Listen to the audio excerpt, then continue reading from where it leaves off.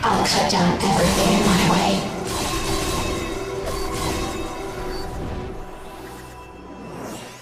What a pain.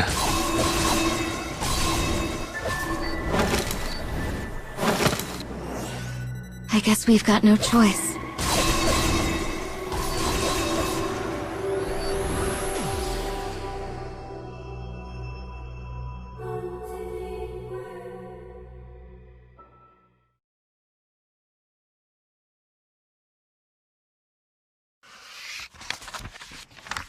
A bell tolls. Fireworks bloom across a cold sky. They illuminate a village nestled deep in a snow-laden land. On this festive evening, the air brims with holy power. The people are light and uninhibited in the cheerful atmosphere. As such, there are more fights and quarrels than usual. This is why the village militia has been called out on patrol. Near the center of town, a young villager stands watch with the rest of his unit. Suddenly, one of his fellows rushes to his side. "Found a man who looks mighty suspicious, sir," he says breathlessly. "We need you to come at once." When the young villager arrives, he finds militia members surrounding a giant man clad in tattered clothing. Mighty suspicious indeed. Though they outnumber him, the massive man has an imposing air, and the young villager finds himself briefly at a loss. Clearly, this is no ordinary person. Mayhap he's a wandering criminal, or a villainous bounty hunter in pursuit of his prey. Regardless, the young man readies himself for battle and takes a step toward the stranger. But the giant merely raises his hands in the air and surrenders. Strangely, the villager feels disappointed. Going through the giant's things, they find mountaineering ice axes carefully cared for. In that moment, the young man realizes who the stranger is. There is a sacred peak in the mountains beyond town, one that has yet to be conquered by man. This adventurer is attempting to be the first. It is not the young man's first time meeting such adventurers. Their town, you see, is the nearest one to the mountain, and therefore known as a base of operations for would-be climbers. But that is not all. The deep wrinkles carved into the giant's face, the stately, austere expression he wears, the unsociable, taciturn air that makes him so out of place on this most festive of nights. Oh yes, the villager has seen him somewhere before.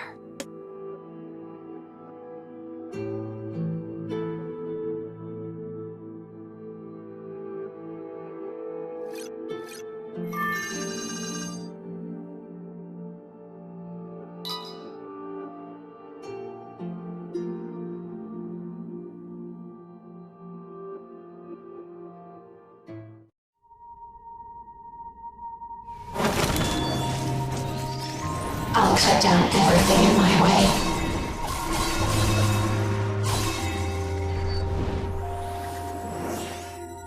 I guess we've got no choice.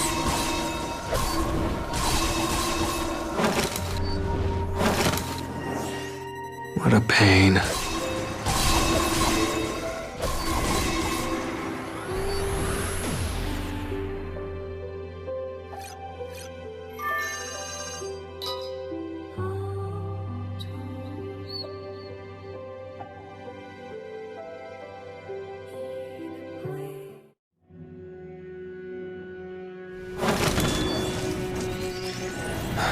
I guess we're doing this.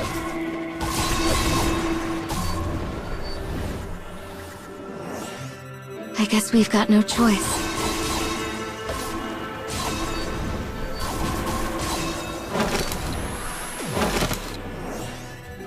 I've got enough death for everyone.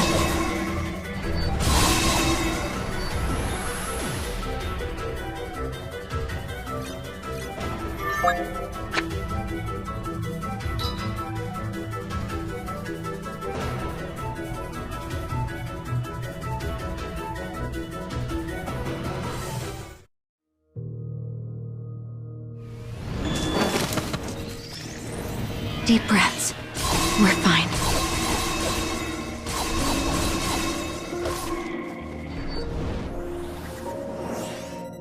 I've got enough death for everyone.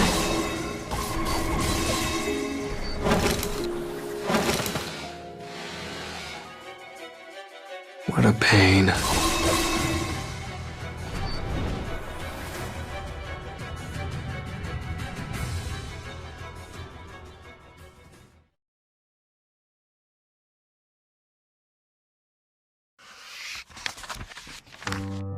As the rest of the militia filters away to their respective patrols, the young man turns to the adventurer. Apologies, but everyone's rather excitable tonight. I'll be keeping an eye on you to make sure you don't get up to trouble. Though his words could be interpreted as disrespect, the giant gives no reply. He simply stares at the crowds enjoying the festivities. Suddenly, fireworks burst ever more forcefully across the frozen sky. As the man looks into their brilliance, he takes on an air of sadness, almost as though he has been transported to a simpler time. Yet upon closer inspection, nothing about his expression has changed. Perhaps the sparks painted across the sky only made him seem different. The young man decides to assume that is the case. But then, he is struck by a heavy impact. "Watch where you're going," growls a voice. It comes from across the road. A moment later, rough men surround the villager. The aggressor is a powerful mercenary who came to town with his companions. He has bumped into the young man and spilled his drink. The villager quickly apologizes, offering to pay for the drink. He begins fumbling around his pockets for what meager change he has. But the mercenary's mood has taken a spectacular turn for the worse. Inebriated beyond all reason, he draws a blade and points it at the young man's throat.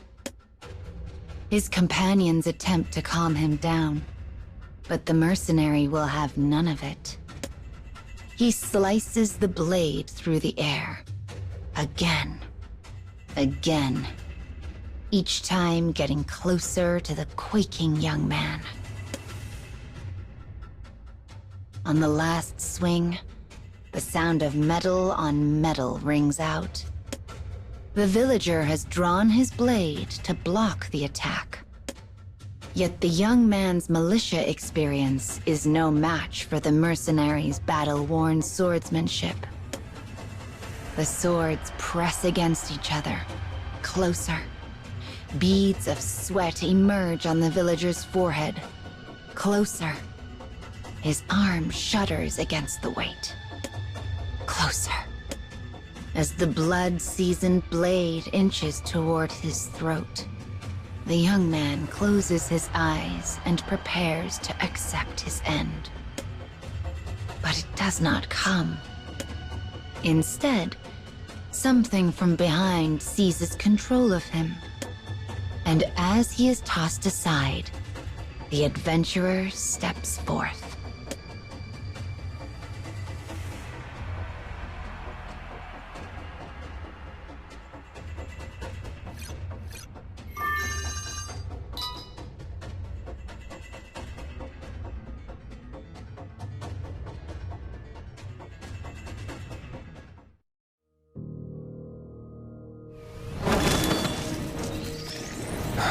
I guess we're doing this.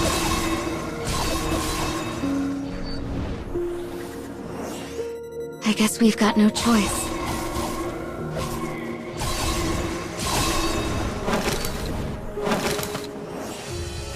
I've got enough death for everyone.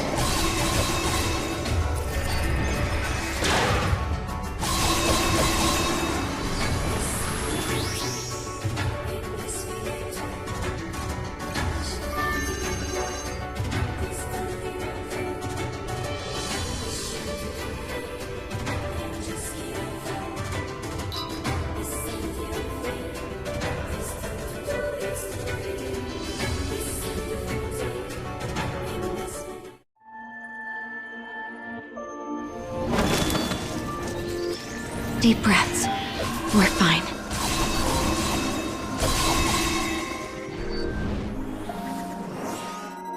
I've got enough death for everyone.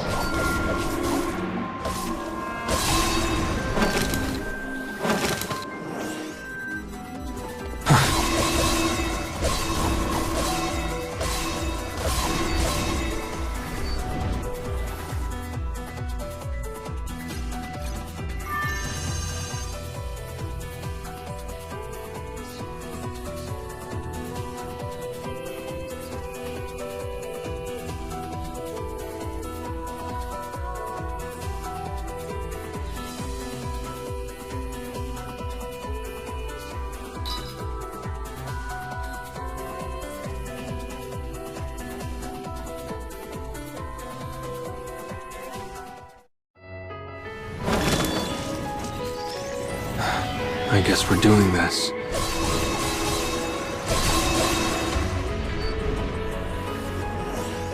I've got enough death for everyone.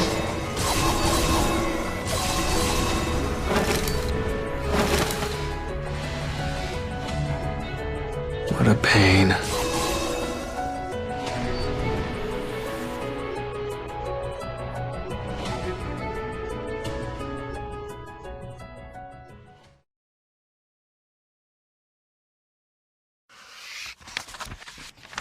The adventurer glowers at the unruly mercenary before rearing back and unleashing a single massive fist.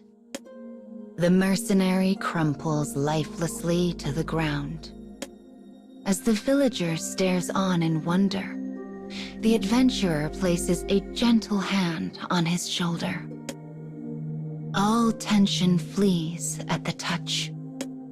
He looks up to find a kindly smile. In that moment, he remembers his own father's face. Adventurers beyond counting have attempted to conquer the sacred peak and never returned. The young man's father was among their number. Though he typically keeps his emotions in check, this time they spur him to action before he realizes it. "Do you have children?" he asks. The young man's casual question causes the hue of the adventurer's face to change. It is more saturated by emotion than even the unruly mercenaries had been.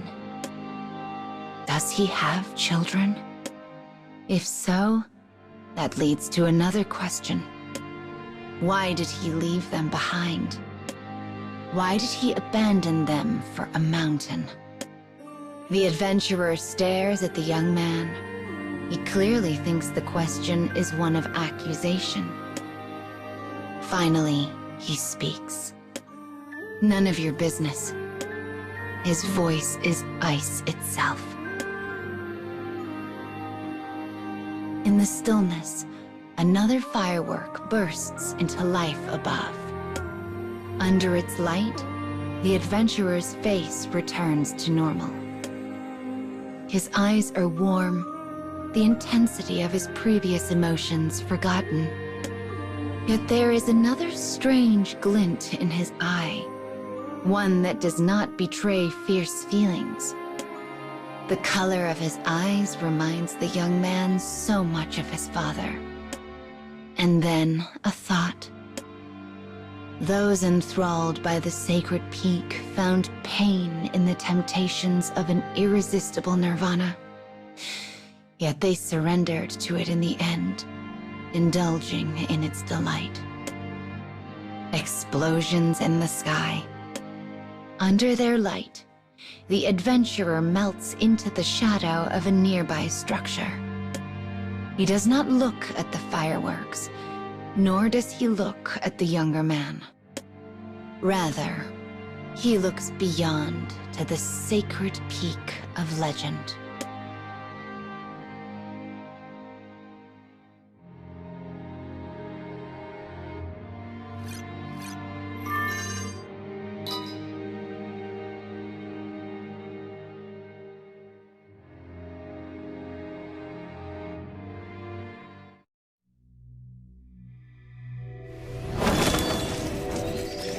Deep breaths. We're fine.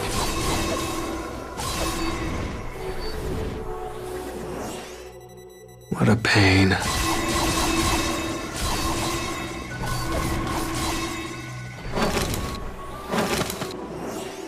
I've got enough death for everyone.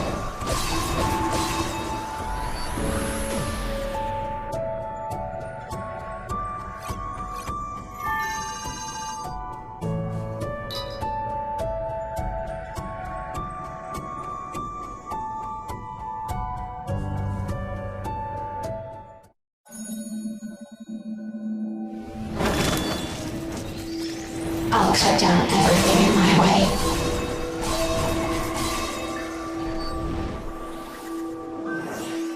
I guess we've got no choice.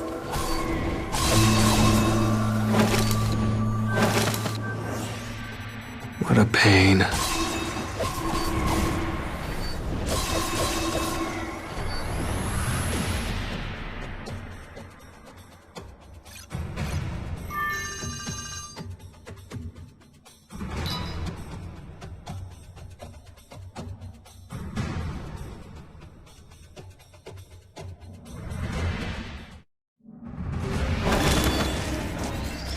Deep breaths. We're fine.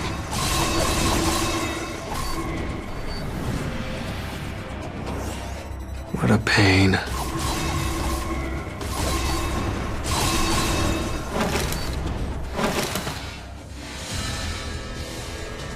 I've got enough death for everyone.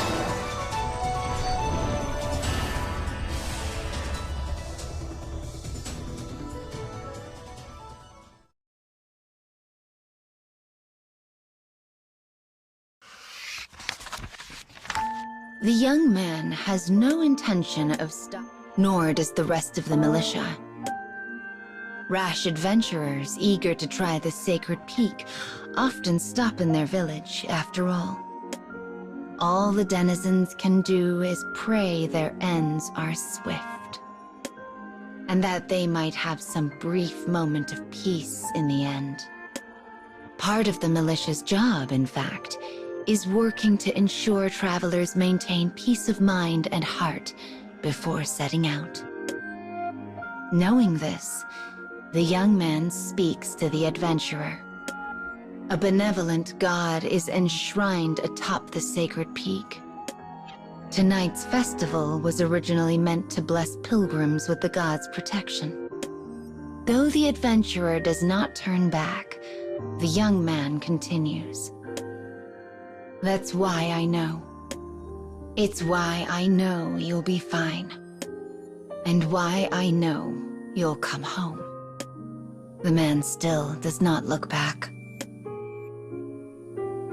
At last, he begins to walk. He pays no mind to the festival or fireworks. He is focused only on the sacred peak. The wind from the mountain blows with greater intensity, as though trying to push him back. But as he moves ever farther into the distance, the young man says one final thing. Come see me on your way back, all right? This festival is always merry, but the one held for the new year is just as fun. Despite the powerful gale, the boy's words reach the adventurer. His head turns ever so slightly. It is indeed. Though the young man cannot hear the adventurer speak, he is convinced those are his words. A blizzard settles in over the mountain. With a sigh, the young man removes a small handmade doll from his pocket. He remembers the day he quarreled with his father, the man who continually ignored his family. He left the house afterward only to be swallowed whole by the sacred peak. The young man had been planning to give him the doll. Though a dingy thing with fraying threads and loose stuffing, it was a perfect representation of how he felt about his father. My father was the same. He also had feelings he could never set free. The villager knows the adventurer will not return alive. And yet, perhaps there is the slightest smidgen of a chance. Perhaps he will find a way to strive through the hardships and return home to his family. With that thought in his mind, the young man begins to pray. He does not know what the adventurer's children are like, or even if he has any. But he does not want them to end up like him, even though he has been left behind. The young villager continues to pray to this very day, for in his heart, he is still a child who yearns to see his father once more.